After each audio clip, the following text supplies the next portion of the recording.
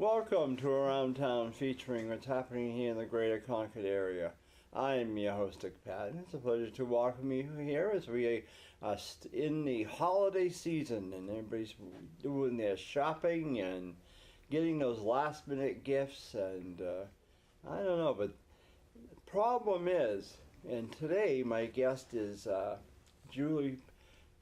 Teresa Paradis from Live and Let Live Farm. Live and Let Live Farm, right? You got it. Yeah. You got it. And we've had them on in the past, but that is quite a place over there. And Teresa should be telling you about all the different animals, especially horses, that they've rescued because people either abused them or they just didn't feed them or they didn't take care of them, and it's just so sad how anybody could ever do that to an animal. So if you're thinking at Christmas that your son or daughter wants a horse or a pony or a dog or a cat or whatever, think twice about it, because it's nice for the day, but then after that, it's like Easter. They want a bunny rabbit, but then after Easter, it's like, eh. Yeah, we have plenty of bunny rabbits. Do you really? We sure do. Yeah. Wow. How many horses have you got up there, Teresa? For the last 3 years, we've averaged about 80 horses on site. Wow. My God. At one time. Gee. We've done a lot of big rescues in conjunction with Department of Agriculture and some local towns that have needed help. We did the D-Day rescue, which was on June 6, 2014, out of the Northfield area. Yeah. Helping the town of Northfield and the Department of Agriculture, where we got 4 stallions and a mare that had a baby. We don't know what happened to it. She was hundreds of pounds underweight. Oh my goodness. And it took 3 years, 4 months, and 5 days for that to get finalized in the court system. And finally, in October, one of the owners, that was a woman, was finally put in handcuffs and taken away to be sentenced for the cruelty that the animals lived in. Some of them for over 11 years confinement in a terrible situation in a terrible place. Not awful. We have our calendar, and it's our 2018, a great gift. It's our own rescue animals, made totally of our own rescue animals, by volunteers that take pictures. Good. And the 2 horses that are rearing up in this front cover are 2 of the stallions from that rescue, Neptune and Patten, from the D-Day rescue. And what was that name? Patten? Patten, Dick Patten. Yes. You named it Dick Patten? Well, Patten. Okay, yeah. Patten. We just used your last name. Well, that's fine. I don't care. From the D-Day you rescue. can use my first name. Yeah. Huh. Yeah, we had Churchill, Patten, Neptune, Normandy, and Rosie the Riveter. Because when an animal comes from a bad situation, we change their name when they hit the ground at the rescue. Do they respond to those names now? They do. And these horses, 3 were stallions, 4 were stallions, lived a terrible, terrible life, never out of the confinement of the dungeon-type environment for pretty close to their whole life. Didn't know how to lead. We had to spend at least a year with them in our rehabilitation quarantine facility, just settling down, cleaning parasites, teaching them what interaction is with other horses and humans. Yeah. And finally, just last month, the first one was adopted to a young woman named Rebecca Howland. And that was Neptune over here that's rearing up, a beautiful Appaloosa paint cross with blue eyes. And just since we brought up Rebecca Howland, she's a new producer out there in the world, and she's making a film documentary of Live and Let Live Farm Rescue. Good. Titled Voices in the Dark. See. It's going to play at Red River Theater Yeah. in January, the beginning of January. So Huh. watch our Facebook page. Maybe you'll come and see it. No, definitely, yeah. Yeah. Now, do you have? I know you have. You said, do you have any donkeys out there, or No donkeys right now, but we you have any had 'em. mules? No donkeys or mules right now, but we have had them. Really? Yep. Wow. Yeah. Right now we've got everything from parakeets to rabbits and guinea pigs. You mean you got parakeets out there? Yes, an Really? elderly woman passed away, and we got her parakeets and rabbits. Oh goodness. Not all of our rescues are from bad situations. They're from situations where owners have loved them and have either passed away or become ill from Yeah. MS, cancer, Sure. different situations like that. We get a lot of those. Yeah. And then we also get situations where people came on hard times and lost their job, could not feed the animals, so we help out if they can keep them for a while, and if they can't, then we also get animals from that, because eventually people sometimes lose their home. Oh yeah, sure. What gets me is when they show some of these ponies or whatever on TV, and their hoofs are like, oh my gosh, you know, they've kind of curled up or Oh something. yeah, it's yeah. so This boring. white one we have on the front of the calendar is Sweet Sugar. Yeah. And we worked with the Department of Agriculture and a town close to Peterborough, where she was like that. It's in the film of her trying to walk like that, and then showing her after running freely and happily after rehabilitation. I said, you know, make the people who are doing it, let them live like that for a couple of months, you know, and see how they like it. I just think it's terrible. It'd be like walking with your toenails just coming up around.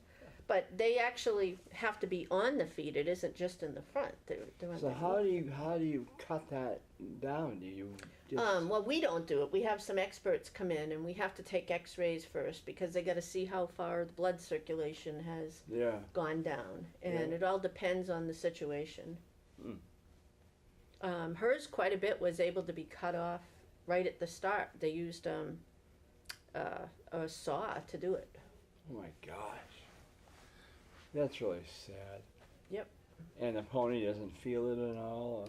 Well, that's why they take the X-rays. It's got to be past where the blood has gone down, the blood flow to the hoofs and the frog. I don't know.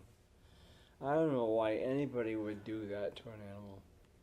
And then we rescue pregnant dogs and pregnant cats Oh goodness. that are either on the streets or in the south in kill shelters, and they're usually the first to be euthanized because that's how they control population. Yeah. So we have a lot of people out there that watch out for them, and we rescue them before that happens. Right now we have 4 pregnant dogs. Well, they were pregnant when we rescued them. That have had litters just in the last month. 4 different litters of puppies. Oh my God! What kind of dogs were they? One was a beautiful black lab with blue eyes. Oh boy. One a Boston Terrier cross, and then the other 2, hard to tell.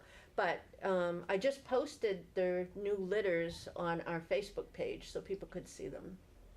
I would love to have a black lab, but of course I gotta convince the wife to let me have one. But what I would like is like a very small dog. I don't know if you ever get them, a small dog, you know. And that might be would be good. Not a hot dog or a dash hound, but something unique or something like that. I've seen them, you know. Yeah, I just adopted out a little Pomeranian. Oh really? That one's owner went into assisted living too, and we got him and 2 elderly cats. We took in because of that. We were in the Christmas parade. Did you see us in the Concord Christmas parade this year? Yes, I did. That was good. 17 horses in there being ridden or led. Yeah. And goat. Couple I goats. do. 'Cause I remember reading your reading the website, not that website, but Facebook. Facebook. You know about the parade and what you were going to do. So it was good. Good. Yeah, that was good. No, I see. Because I wanted to. I said, gee, well, you know, we had 1 year. We had for a couple of years. we had a lot of animals in the parade between. There was one of the was it Louis or something like that from Loudon, or Gilmanton, and the miniature horses. Oh yeah. And I didn't see them this year, but I love the miniature horse ponies. They're really cute. Well, Judy Smith used to raise. That's who it is. Yes. Judy Smith has passed away. Oh, really? She had brain cancer. Yes. Oh, gosh. Sadly, yes. Oh, that's sad. So her farm has closed. Oh, that's sad. She was one of the breeders where Einstein the horse came from, actually. The miniature horse. I think he was 6 pounds when he was born. Oh my goodness gracious. Yep. Wow. But yeah, she passed away. That's sad. That cancer, that C word, is really scary and nasty.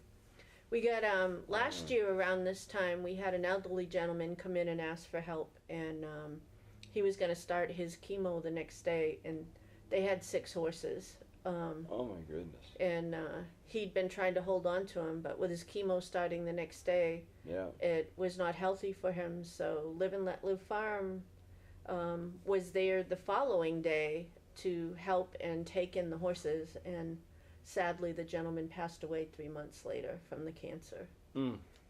Gosh. But he came to us just right in time for help. Yeah.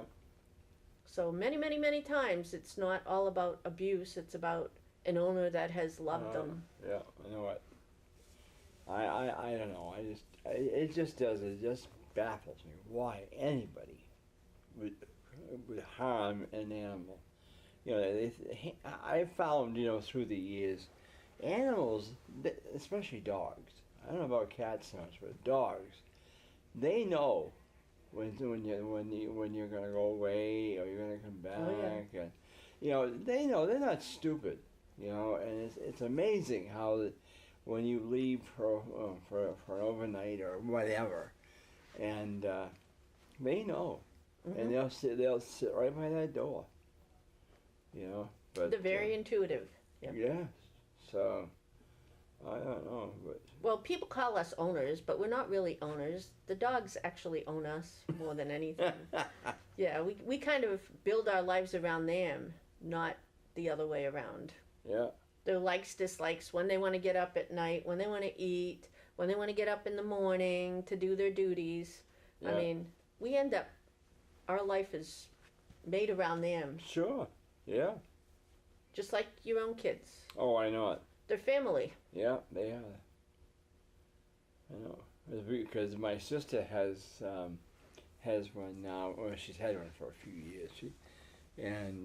He's a small dog. I think he's part. I want to say I think he's part. Not terrier, but oh dear, almost like a pug, but he's got part beagle and I don't know something else, and she got it from the Puggle. A puggle. Could be. Yeah, it's one of them designer breeds that they crossbreed, a beagle and a pug. It's called a puggle. Oh really? Yeah. And we had that one from up north there, not north, but we went up to him and went to the SPCA is where she got it from, and he was. They said he was like 4 years old, but then the vet said, "Oh no, he's about 7 years old."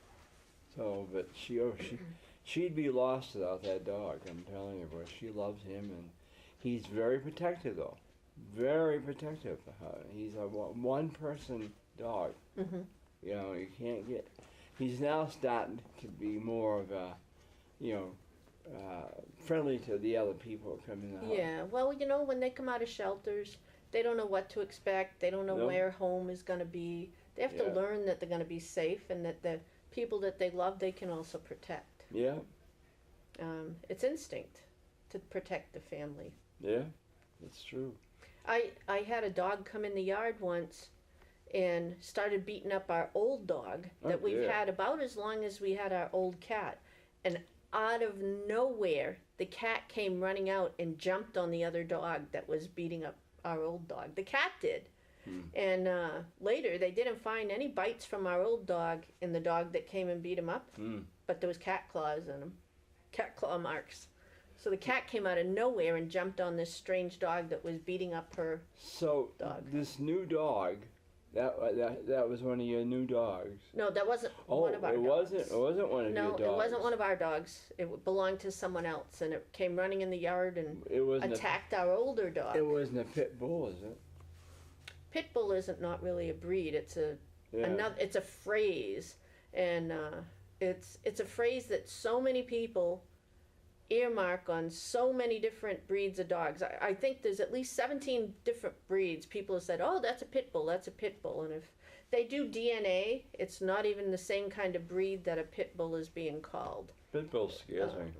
But that's a phrase. There is no such thing as a pit bull. Really? That's a phrase. A pit bull was originally named pit bull if they fought in the pit and came from that.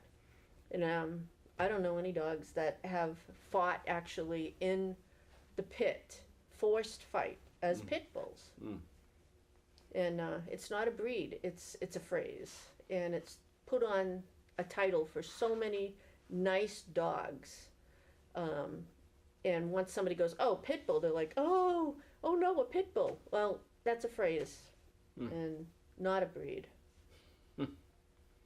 No, I know, because like I said, I've always been scared of them because they just look ugly, like they're gonna ready, you know.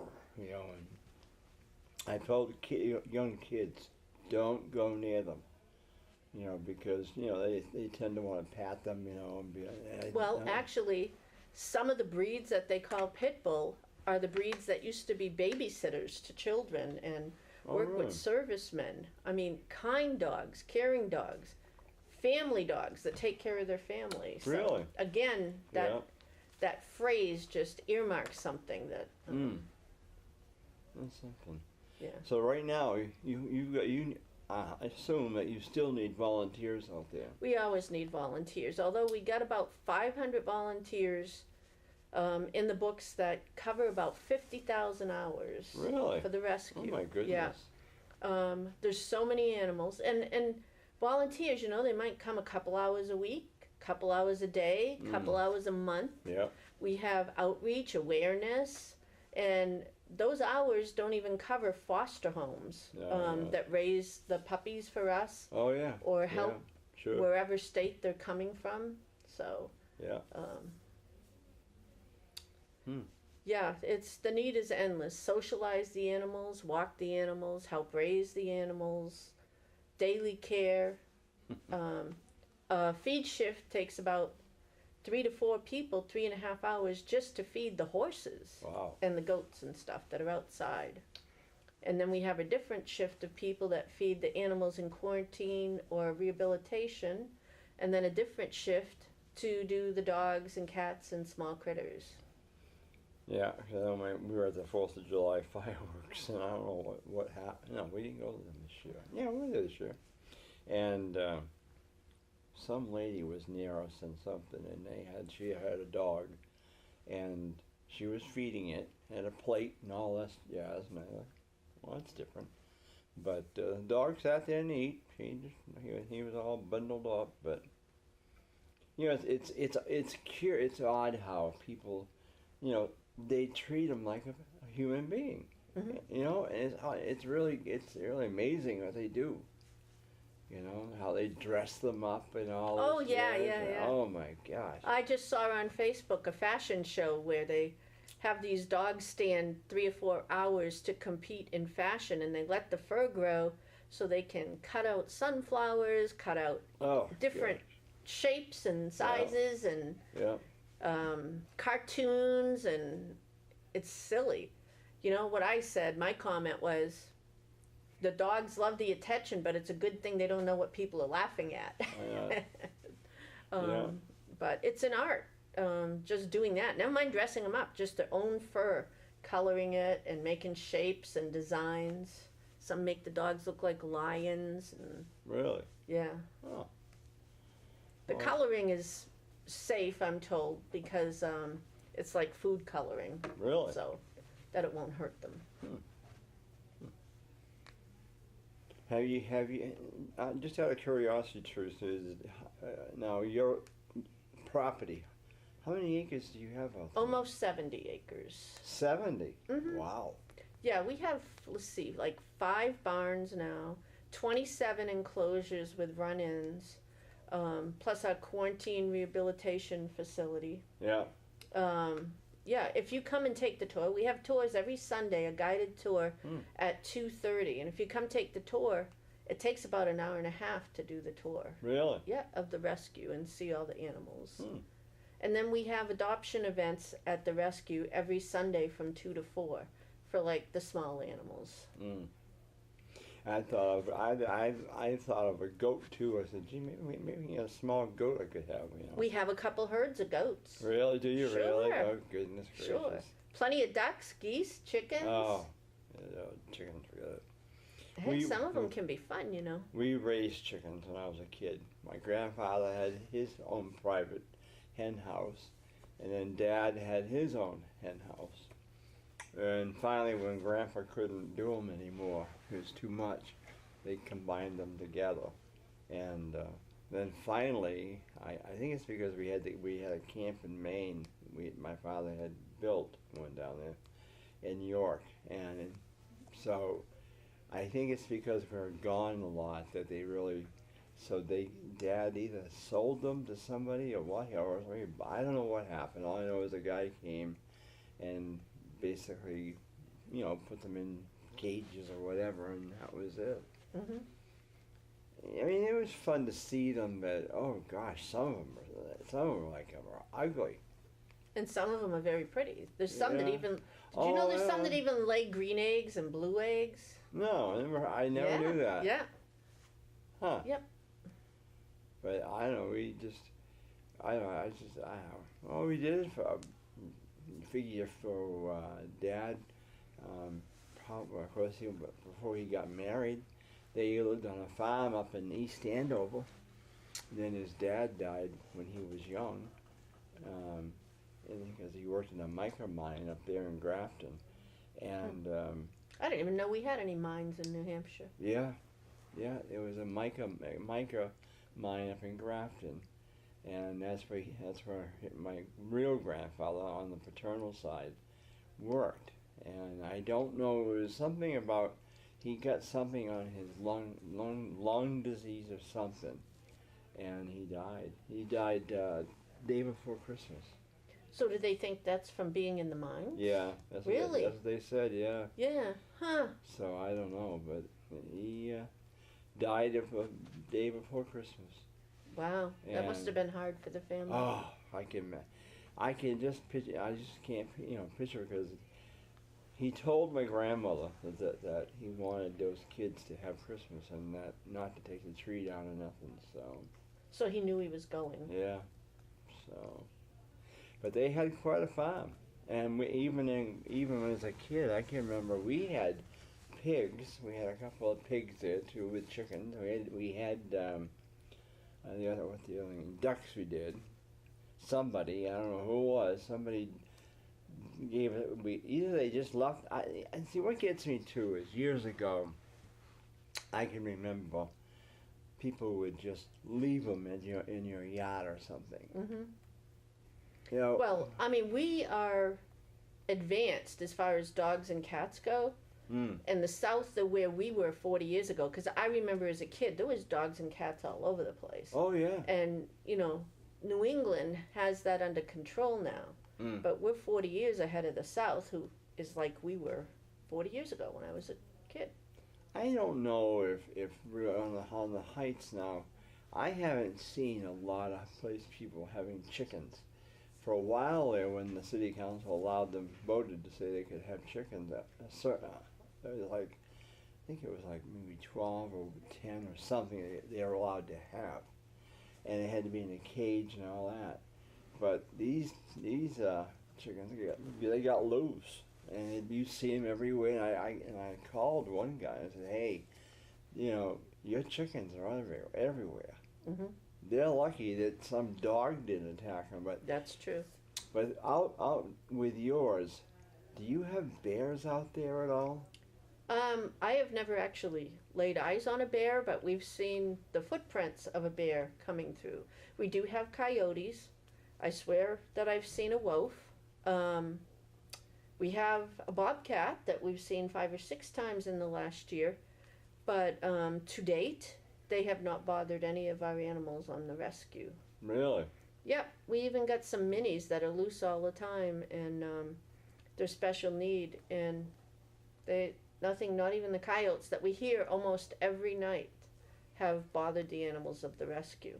We even had a red-tailed hawk all last year that showed up on Memorial Day and left in October that would swoop down and pick up rodents and eat them right in front of us. Oh, gosh. Well, you know, we had a 4-H group come, and we fondly called him Hockey, and he flew up on the garage and saw some 4-H kids go into the rec room where they watch a little movie.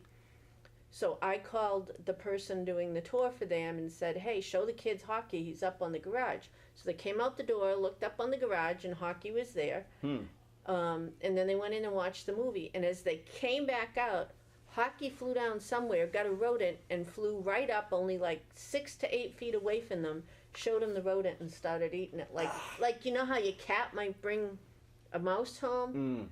And that's what the kids went, ooh. And the tour guide said, what do you have for lunch, a bologna sandwich? That's Hockey's bologna sandwich. Well, I don't know. Well, anyway, Teresa, we're coming down to the end of our show, and I really appreciate you coming on.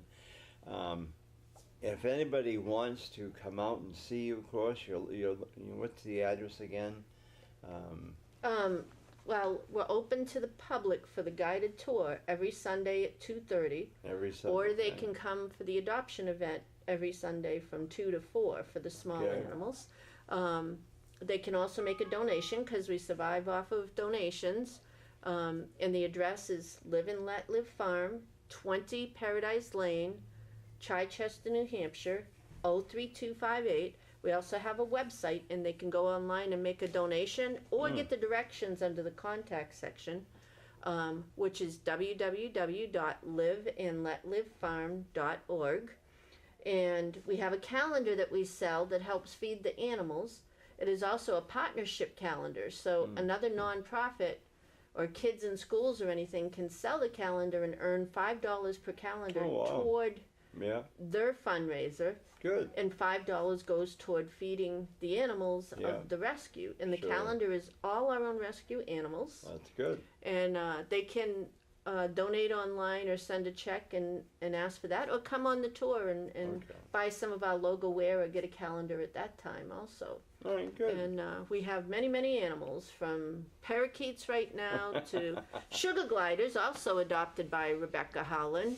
Well, we've got to end it, though. We're way over now, Teresa. I'm sorry to have to stop it. But anyway, you have a great day. Thank you to Ian Marx, my director, and take a ride out to Live and Let Live Farm, okay?